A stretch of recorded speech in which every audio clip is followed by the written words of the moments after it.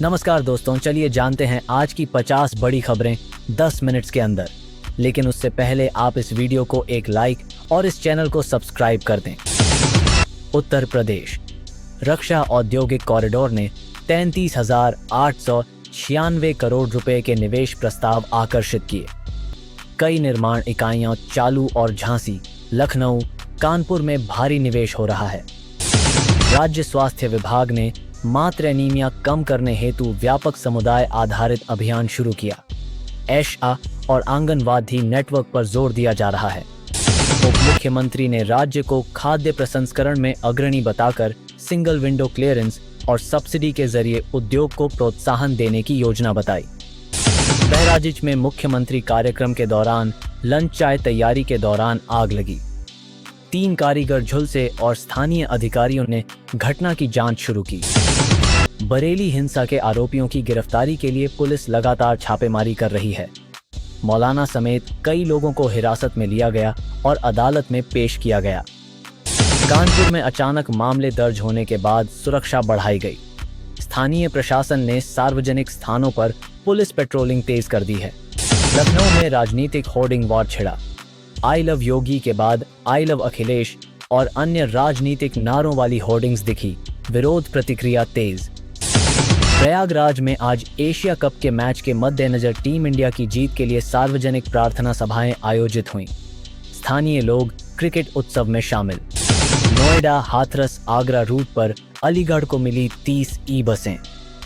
परिवहन नेटवर्क मजबूत करने के लिए राज्य की पहलों का हिस्सा बताई गई। व्यापारी चिंताओं पर राज्य मंत्री ने आश्वासन दिया कि अमेरिकी टैरिफ से यहां के उद्यमों पर कोई नकारात्मक प्रभाव नहीं पड़ेगा। एक्सपोर्ट प्रमोशन नीति पर काम जारी। आईटी और एग्रीटेक स्टार्टअप्स के लिए लखनऊ में इंक्यूबेशन कैंपस की योजना पर राज्य ने प्रारंभिक मंजूरी दी। युवा उद्यमियों को मंजूरी के फायदे मिलेंगे। आगरा के स्मारक देखभाल और पर्यटन सुगमता बढ़ाने के लिए नगर निगम ने सफाई और पार्किंग व्यवस्था पर तत्काल सुधार शुरू किए हैं। मेरठ में एक निजी अस्पताल के खिलाफ उपभोक्ता शिकायत बढ़ी। स्वास्थ्य विभाग ने जांच के आदेश दिए और मरीजों के अधिकारों पर बल दिया। वाराणसी के कुछ हिस्सों में जलापूर्ति अस्थायी रूप से प्रभावित। पीने के पानी की सप्लाई के वैकल्पिक प्रबंध और टैंकर सेवा चलाई जा रही है। गाजियाबाद, नोएडा औद्योगिक इलाकों में बिजली आपूर्ति बेहतर बनाने के लिए वितरण कंपनी ने बड़ी मेंटेनेंस ड्राइव शुरू की। प्रयागराज में स्नातक स्तर की छात्राओं के लिए स्कॉलरशिप योजनाओं का विस्तार किया गया। राज्य ने निर्देशित फंडिंग और आवेदन तंत्र सरल किया। बक्सर कनेक्टिविटी पर काम तेज। राज्य सड़क विभाग ने राष्ट्रीय राजमार्ग जोड़ने वाली परियोजनाओं की फाइनल इंस्पेक्शन सूची जारी की। सहारा समूह से लखनऊ में राज्य ने 130 एकड़ जमीन वापसी की कार्यवाही को अंतिम रूप दिया और पुनः विकास विकल्पों पर विचार कर रही है। उत्तर प्रदेश पुलिस ने नशा निरोधी अभियान बढ़ाया। संवेदनशील इलाकों में विशेष टीमों ने रेड कर कई तस्करों की गिरफ्तारी की। किसान संगठनों की बैठक में नई फसली बीमा स्कीम की शर्तों पर चर्चा।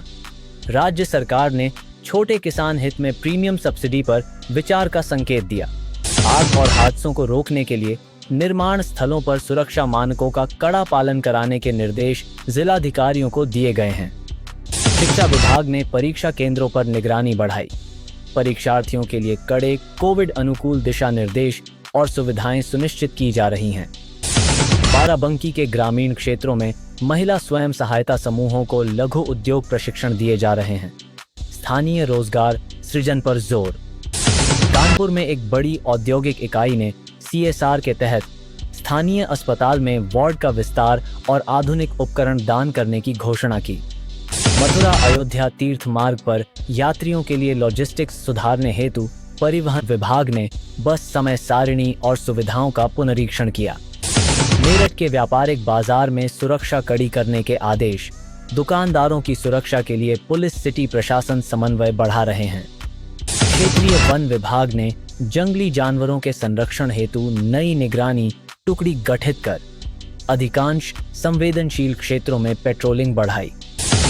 उन्नाव में नदी किनारे बाढ़ नियंत्रण परियोजना के तहत बांध, और पानी निकासी की मरम्मत का काम शुरू कर दिया गया। मुख्यमंत्री के विकास कार्यक्रमों की प्रगति की रिपोर्ट राज्य सचिवालय ने मांगी। जिलों से त्वरित प्रगति रिपोर्ट भेजने के निर्देश दिए गए। श्रावस्ती और बलरामपुर जिलों में मुख्यमंत्री के द्विदिवसीय दौरे के दौरान कई भूमि पूजन और स्थानीय परियोजना उद्घाटन आयोजित किए गए। आयुष्मान योजना के तहत कई जिलों में मोबाइल हेल्थ कैंप लगाकर ग्रामीण नागरिकों को मुफ्त जांच और दवाइयां दी जा रही हैं। लखनऊ में ट्रैफिक व्यवस्था सुधार हेतु स्मार्ट सिग्नल परियोजना का पहला चरण चालू किया गया। यातायात जाम घटाने पर जोर दिया गया। उत्तर प्रदेश में कृषि उत्पादन वृद्धि के लिए बीज और उर्वरक वितरण में डिजिटल ट्रैकिंग लागू करने की तैयारी चल रही है। बरेली जिले में कानून व्यवस्था को दुरुस्त करने के लिए अतिरिक्त पुलिस फोर्स तैनात कर राहत शिविरों का निरीक्षण किया गया। हवाई अड्डा विस्तार के तहत प्रादेशिक हवाई सेवाओं की बढ़ोतरी पर विचार जारी। उपयुक्त मार्गों की पहचान हो रही है। लखनऊ विश्वविद्यालय में नए शोध अनुदान और पब्लिक प्राइवेट पार्टनरशिप पर बातचीत तेज। युवा शोधकर्ताओं के लिए फंड की घोषणा संभव। बुंदेलखंड में सूखे प्रभावित इलाकों के लिए जल संचयन परियोजनाओं में फंड स्वीकृति और जल प्रबंधन प्रशिक्षण शीघ्र शुरू किया जाएगा। पलवल कानपुर रेल कनेक्टिविटी पर प्रस्तावित सुधारों की समीक्षा रेल मंत्रालय के साथ जारी है। स्थानीय वाणिज्य ने स्वागत किया। महिला एवं बाल विकास विभाग ने पोषण कार्यक्रमों में पारदर्शिता बढ़ाने हेतु ऑनलाइन मॉनिटरिंग पोर्टल चालू करने का आश्वासन दिया। पुनर्वास और कौशल विकास के लिए बेरोजगार युवाओं के लिए राज्य स्तरीय रोजगार मेलों का आयोजन नवंबर में प्रस्तावित है। पीड़ित परिवारों के लिए राहत राशि और अनुदान वितरण के आदेश जिलाधिकारी स्तर पर जारी किए गए। प्रशासनिक त्वरित राहत सुनिश्चित कर रहा है। उत्तर प्रदेश मेट्रो परियोजनाओं की प्रगति रिपोर्ट में कुछ हिस्सों में देरी मिली। सुधार के लिए ठेकेदारों को चेतावनी दी गई है। विज्ञान एवं प्रौद्योगिकी विश्वविद्यालयों में इंटर्नशिप प्रोग्राम्स के विस्तार हेतु उद्योग कैंपस कनेक्ट कार्यक्रम तेज किया जा रहा है। इलाहाबाद उच्च न्यायालय के आदेश के बाद राज्य सरकार ने बाल निरीक्षण गृहों की संख्या और गुणवत्ता जांच के लिए विशेष टीम गठित की।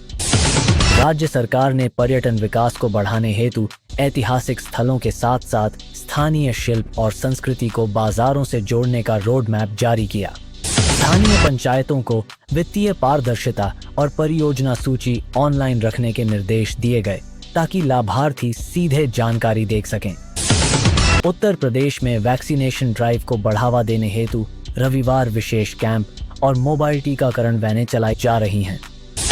लघु और मध्यम उद्योगों के लिए बैंक लोन गारंटी पहल के तहत सरकार ने नए पैकेज के लिए संवाद शुरू किया।